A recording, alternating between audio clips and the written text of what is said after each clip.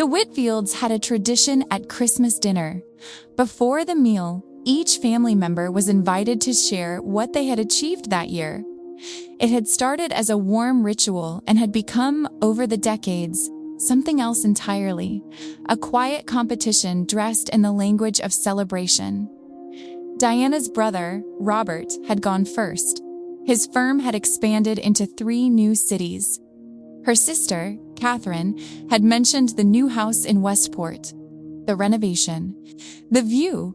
Then they had turned to Diana, and Robert had said, with the particular smile of someone who considers himself generous, "Diana, we don't expect anything big from you. Just being here is enough." He had meant it kindly. That was the most important thing to understand about what happened next. He had meant it kindly, and it had landed like a door closing. What Robert did not know, what none of them knew, was that Diana had been the reason they were all still here to have this dinner at all. They thought she had nothing to show for the year. They were completely wrong. And in less than 2 hours, they were going to find out. Hi, I'm Luna, and this is Poppy. Today's story takes place at a family dinner table, the kind where everyone knows the unspoken rules, and where the person who breaks them is usually the one who has been carrying the most. It's about a woman who gave everything to the people who gave her nothing back, and about the particular moment when the full account finally comes due. Stay with us. If you've ever been the person at the table that everyone underestimated, the one they smiled at with pity instead of respect, this story is for you. Stay until the end. Diana Whitfield was the middle child of 3. Robert was 51, the eldest, a corporate attorney who had built a successful firm, and who carried the particular confidence of someone who has never seriously doubted his own judgment. Catherine was 40, the youngest, married to a commercial developer, living in a house with more rooms than they used, and a calendar full of the kind of social obligations that look like leisure and function like work. And then there was Diana, 44, a bookkeeper for a small logistics company, an apartment with 1 bedroom and windows that faced the building next door. From the outside, the comparison was obvious. The Whitfield family had made it many times in many ways across many years. Diana had grown up understanding that she was the one who had not quite kept up. Not through any dramatic failure. There had been no scandal, no collapse, no single moment of undoing. Just the steady accumulation of a life that had taken a different shape than her siblings. She had been good at school, but not exceptional. Had studied accounting at a state university while Robert went to law school, and Catherine studied design at a program their parents had paid for in full.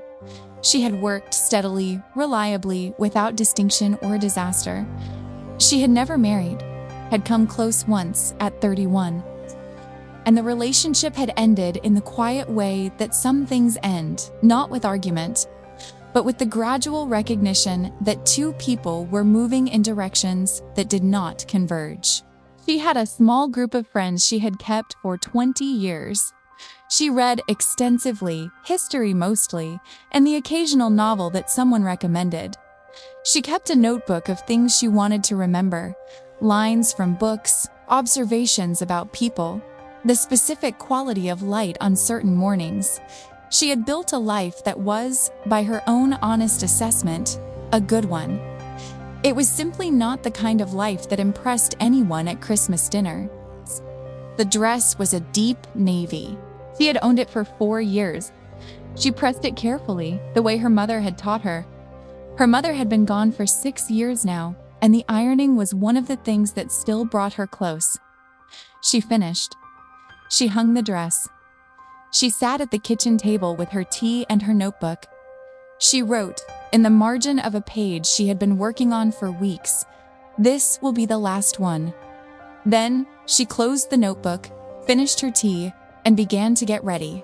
She had started keeping the folder 3 years ago, not with any particular plan, just with the instinct of someone trained to document things correctly, the understanding that records matter, that numbers tell a story, and that stories, unrecorded, have a way of disappearing. She had added to it quietly over time. An entry here, a summary there. Nothing dramatic. Just the careful accumulation of what was true. She had not known what she would do with it. She had known she would know when the time came. This Christmas, sitting at her kitchen table with the pressed dress hanging behind her, she understood that the time had come. The Christmas dinner had been held at Robert's house for 9 years. After their mother died, Robert had assumed, and no one had contested the assumption, that the family home would shift to his address. He had a dining room that could seat 14. He had a wife, Sandra, who organized the occasion with professional thoroughness. He had, in his own understanding, the life most suited to hosting. Catherine arrived first, as she always did, with her husband David and their 2 teenage sons, who spent most of the evening on their phones. She was wearing a dress she had bought specifically for the occasion and had mentioned twice before removing her coat. Diana arrived last, as she always did. Not because she was unpunctual. She was, in fact, the most reliably punctual person in the family. But because she had learned, across many years, that arriving last meant less time in the room before dinner, which meant less time for the specific quality of attention her family gave her. The attention was not hostile. That was the complicated part. It was never hostile.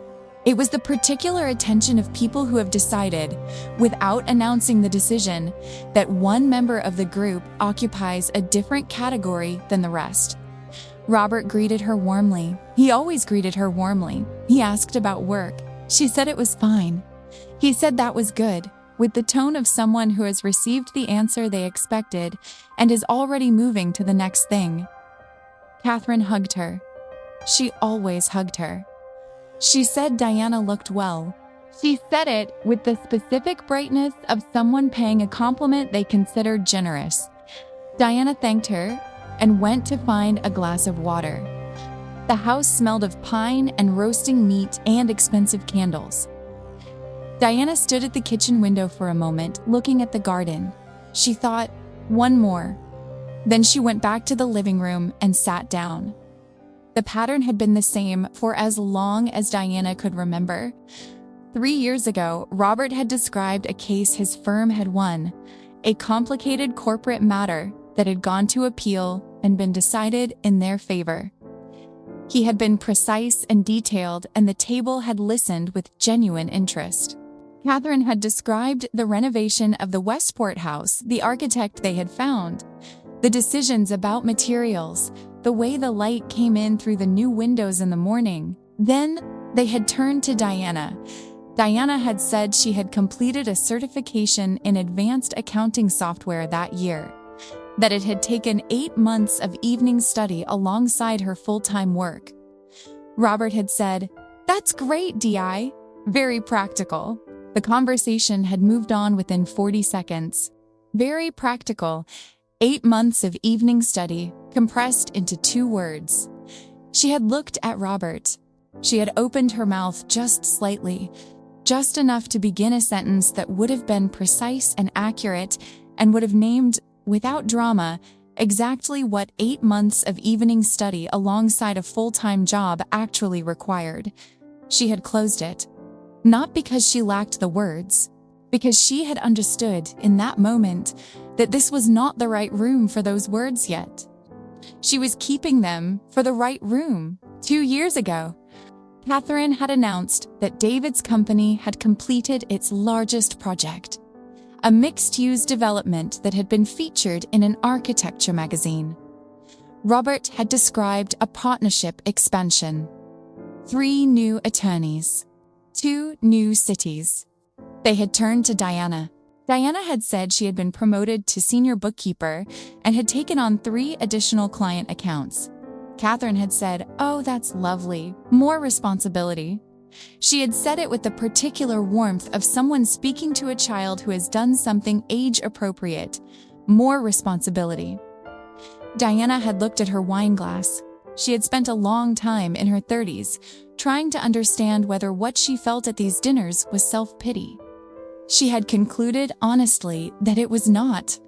Self-pity requires a belief that your situation is unfair. Diana did not think her situation was unfair. She thought it was simply misunderstood. By her family, yes, but also, for a long time, by herself. She had spent years apologizing, in small, quiet ways, for the shape of her life. For not having a partner, a renovation, a case that went to appeal. For being the one whose accomplishments fit in 2 words. She had stopped apologizing somewhere around 40. The stopping had been gradual and then sudden. The way these things go and what it had left behind was not bitterness, but clarity. She knew what she had done. She knew what it was worth. She had simply, until now, been the only one in the room who knew. She had thought, she has no idea. None of them have any idea. Last year, the year everything had almost come apart, Robert had been quieter than usual. The firm had had a difficult year. He had mentioned it briefly, without detail, and moved on quickly.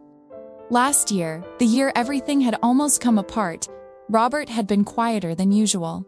This was where it started to matter. Catherine had described a trip to Portugal.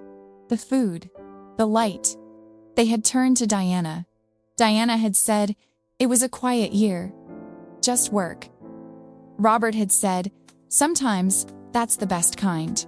He had said it with genuine warmth, and Diana had looked at him and she had thought, you have no idea what this year cost me. And I am never going to tell you. Because you would not understand. And understanding would require you to revise everything you think you know about who I am. And you are not ready for that. She had smiled. She had reached for the bread. She had said nothing. If you've ever sat at a table where the people who were supposed to know you best had no idea what you were actually carrying, leave a like on this story because Diana deserves to be seen. And so does every person who has ever been reduced to a footnote in their own family. What the Whitfield family did not know about Diana could fill the folder she kept in the second drawer of her desk. They did not know that when Robert's firm had faced a liquidity crisis 4 years ago, the kind that comes from growing faster than cash flow can support, it had been Diana who had quietly restructured the accounts receivable system that was bleeding them. Robert had hired an expensive consultant who had identified the problem. The consultant had not identified the solution. Diana had been doing the firm's books on a freelance basis for 2 years by then.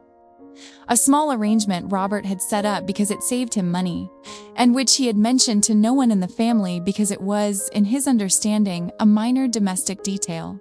She had seen the pattern in the numbers 3 months before the consultant arrived. She had fixed it without being asked. She had sent Robert a revised spreadsheet with a note that said, I made some adjustments. Let me know if you have questions. Robert had thanked her briefly. He had not asked what the adjustments were.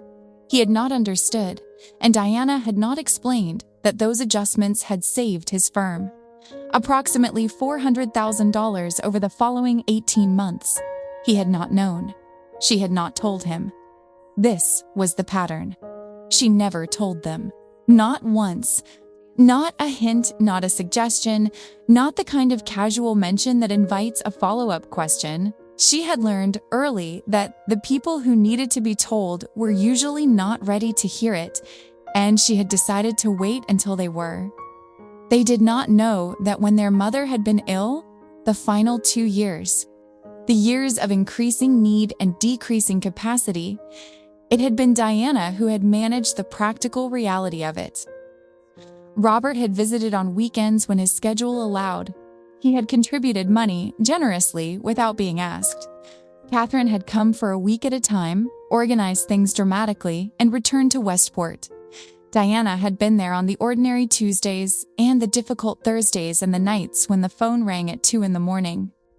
She had managed the medications and the appointments and the particular bureaucracy of serious illness that nobody thinks about until they are inside it. She had done it without complaint and without inventory, not because she was a martyr, she was not, because her mother had needed someone to be there, and Diana was the one who was there. Robert had given a moving speech at the funeral. Diana had stood beside the coffin and held her mother's favorite bookmark. She had not said anything. She had not needed to. And last year, the year Diana had called quiet, there was one more thing they did not know. Catherine's husband, David, had made a significant financial error, an investment in a development project that had collapsed. The kind of collapse that comes fast and costs everything. They had lost a substantial amount. Not everything, but enough that the Westport house, the renovation, the architect's windows had been genuinely at risk. Catherine had told Diana in October in a phone call that had started as small talk and had ended with Catherine crying in a way. Diana had not heard since they were children. Diana had listened. She had asked careful questions. She had spent 3 weeks working through David's accounts, unpaid, at night, after her own full-time work, and had found a set of options that had stabilized the situation. It was not magic. It was not a rescue. It was the application of 20 years of precise, unglamorous financial knowledge to a problem that required exactly that. The Westport house was still standing. The windows still caught the morning light. Catherine had said, "Thank you," genuinely, and had not mentioned it again. She had not mentioned it at Christmas dinner. Diana had not expected her to. She kept the records. Not out of resentment, she had examined this in herself honestly more than once, and she was confident it was not resentment. Out of the particular discipline of someone who understands that the truth, carefully documented, eventually has a way of being relevant. She had not known when, and still none of this had been visible to them. Not the accounts, not the nights with their mother, not the 18 evenings she had spent saving Catherine's house. They had looked at Diana and seen someone who was fine, who was managing, who didn't need anything big. They had no idea. She had simply kept the folder in the second drawer, and she had kept going. The folder had a plain manila cover. Her name was written on the tab in her own handwriting, small, precise. The handwriting of someone who has spent 20 years working with numbers and understands that legibility is a form of respect for the reader. She had updated it for the last time in November, added the final totals, checked the figures twice. Then she had put it in her bag on Christmas morning alongside her keys and her notebook. Not as a weapon. She was clear about this in herself.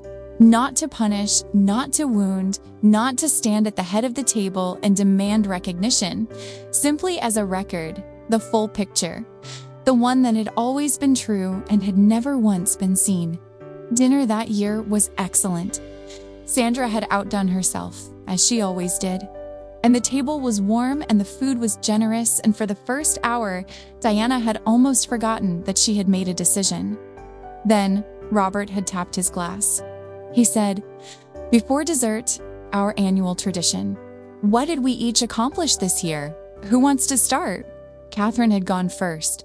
The house was fully recovered. She said this carefully, without detail, and David had nodded from across the table with the specific relief of a man who has been living with a weight and has recently set it down. She had also started a small interior design consultancy. 3 clients so far. She was excited about it. Robert had gone next. The firm had had its best year. A major case settled favorably. A new partner brought on. He was proud and he showed it, and it was genuine. Then he had turned to Diana with the particular smile. He said, "Diana, your turn. And before you say anything, we don't expect anything big from you.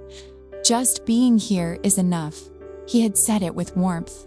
He had meant every word of it as kindness. Diana had looked at him. She had looked at Catherine. She had looked at the table, at the food, at the candles, at the faces of people she had known her entire life and who had known her. She understood now, almost not at all. She said, "Thank you, Robert." She said, "I do actually have something to share this year." She reached into her bag. She placed a folder on the table. Robert looked at it. He said, "What is this?" Diana said, "It's an account." She said it calmly. The table had gone very still. Not the polite stillness of people waiting for someone to finish speaking. The different stillness, the kind that arrives when something unexpected has entered a room and everyone is trying to understand what it is. Robert's wife, Sandra, had been about to bring in the dessert. She had paused in the doorway, looked at the folder and at Diana's face, and quietly returned to the kitchen. She was a perceptive woman. Diana opened the folder. She did not stand up. She did not raise her voice. She simply turned to the first page and said, "I'd like to walk you through this, without anger, without drama. The way you say something you have been carrying for a very long time and have finally decided to set down." Diana did not make a speech. She had considered this carefully in the weeks before Christmas and had decided against it. A speech would have been about her feelings. What she wanted to share was facts. The folder contained 3 sections. The first was a summary of the work she had done on Robert's firm accounts, the specific adjustments, the projected losses they had avoided, the timeline.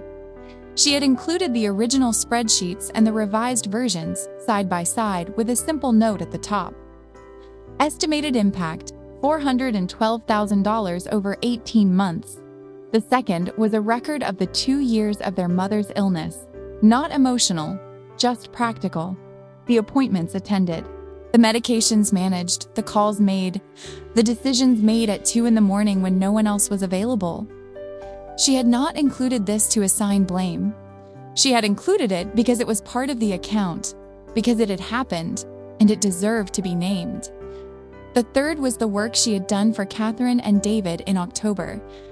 The analysis, the options she had identified, the 18 nights she had spent on it after her own full day of work. Robert read for a long time. Catherine read with her hand over her mouth. David read and then set the pages down and looked at the tablecloth. The room was very quiet. The candles moved slightly from the heat of the room. Nobody spoke. Robert said, finally, "Diana, I didn't know." Diana said, "I know you didn't." He said, "The firm, that was you? The accounts restructure?" Diana said, "Yes." He said, "I paid a consultant $40,000 to find that problem." Diana said, "I know. He found the problem. I fixed it." Robert looked at her. He looked at his sister, really looked. In the way you look at someone when you understand that your picture of them has been wrong for a very long time. Catherine said, "Diana, last year, what you did for us." Diana said, "You needed help. I had the skills to help. That's all." Catherine said, "That's not all." Diana said, "No, it isn't." She said it clearly, without performance, simply stating a fact that had been true for a long time and was now, finally, in the room with all of them. Robert was the one who spoke first, after the long silence. He said, "I want to understand something. You've been doing the firm's books for 2 years. You found this problem. You fixed it. And you never said anything." Diana said, "You thanked me for the spreadsheet. I assumed you understood what it meant," he said. "I didn't look at it closely enough." She said, "No." He was quiet for a moment. Then he said, "That's my failure, not yours." He said it the way a person says something when they have arrived at it through genuine examination rather than social obligation. Diana recognized the difference. She had spent her career distinguishing between numbers that were real and numbers dressed up to look real. Robert said, "How long have you been doing this? Carrying things for this family without anyone asking you to?" Diana thought about it honestly. She said, "Since Mom got sick, about 8 years for the family, 3 for the firm." He was very quiet. He looked at his sister with the particular expression of a man who is revising something fundamental and knows it. 30 years of Christmas dinners between them. And this was the first time she felt he was actually seeing her. Diana looked at her brother. She thought about 30 years of Christmas dinners. about very practical, and more responsibility and just being here is enough. About the particular way a family can love you and not see you at the same time. She said, "I'm not angry, Robert." She said, "I want you to understand that. I'm not showing you this folder because I'm angry." He said, "Then why?" She said, "Because I spent 30 years being the one at this table that everyone felt sorry for. And I decided I was done with that, not because I need you to praise me, because I need you to know who I actually am." The table was very quiet. Catherine said softly, "I do know who you are." Diana looked at her. Catherine said, "I've always known you were the strongest one. I just never said it out loud because..." She stopped, started again, because saying it out loud would have required me to ask myself why I let you carry so much alone. And I wasn't ready to ask that question. Diana looked at her sister. Something in her chest that had been tight for a very long time loosened slightly. Not all the way, but enough. In January, Robert called Diana. He asked if she would be willing to come on as a formal consultant to the firm, not freelance. Not the quiet arrangement they had had, but a proper engagement with a proper contract and proper compensation. Diana had said she would think about it. She had thought about it for a week. She had said yes, with conditions, a written scope of work, a rate that reflected the market, a quarterly review. Robert had agreed to all of it without negotiation. He had said at the end of the call, "I should have done this years ago." Diana had said, "Yes, you should have." She had said it without cruelty, just clearly. The way you state a fact that everyone in the conversation already knows. Catherine had called in February. Not about money or problems or anything practical. She had called to ask if Diana wanted to have lunch. Just lunch, the two of them, no agenda. Diana had said yes. She had conditions, a written scope, a proper rate, a quarterly review. She had stated them without apology, in the same tone she used for everything she considered a factual matter, because that was what they were. Facts about what her work was worth and what she required in exchange for it. Robert had said yes to all of it. He had said it quickly, which she noticed. Not from guilt. She believed him past guilt now, into the harder and more useful territory of genuine change. He said yes quickly because he understood finally the value of what he was agreeing to. The folder had done that. Not the argument she had never made. Not the speech she had composed and discarded a dozen times. Just the record, the plain manila cover, the numbers that had always been true. They had gone to a restaurant near Diana's apartment, not the kind of place Catherine usually went, but a good one, warm and unhurried. They had talked for 3 hours. It was the kind of conversation that neither of them had known they needed until they were inside it. The kind that fills in the gaps between all the other conversations, the practical ones, the Christmas dinner ones, the ones where everyone is performing a version of themselves that is easier to maintain than it is to be. Catherine had said things she had been carrying for years. About what it had been like to be the youngest. About always feeling like she had to keep up with Robert, and had therefore never noticed that she had been doing the same thing to Diana. She said, "I made you the practical one because it was easier than seeing you clearly. That's what I did. And I'm sorry for it." Diana had listened. She had said, "I know. I think I knew for a long time."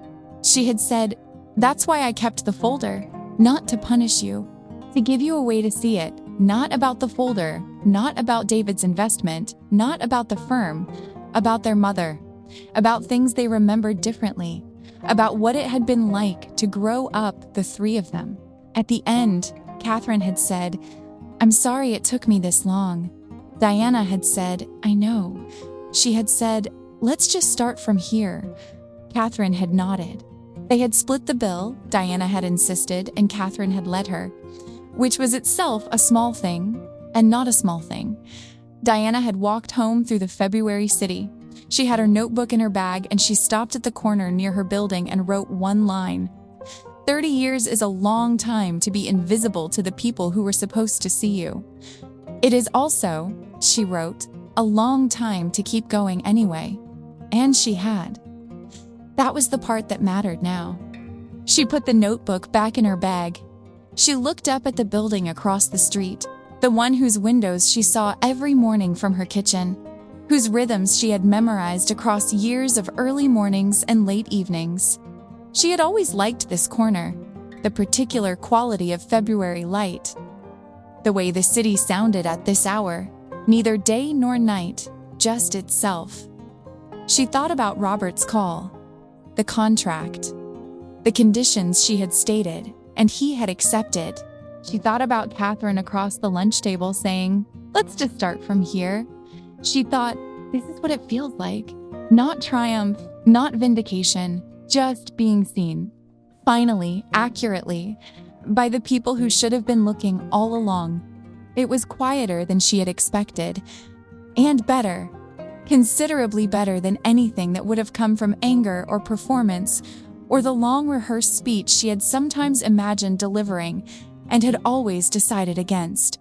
She had waited. She had kept the folder. She had let the truth be what it was, patient, precise, and entirely sufficient. There is a particular kind of loneliness that lives inside families. It is not the loneliness of being alone. It is the loneliness of being misread, of being seen through a lens that was fixed a long time ago by people who love you and who have simply stopped updating the picture. You become, in their understanding, a fixed thing, the practical one, the quiet one, the one we don't expect anything big from, and the longer that picture holds, the harder it becomes to change, not because the people are cruel, but because seeing someone correctly requires admitting that you are seeing them wrong, and that admission costs something. Diana's family was not cruel.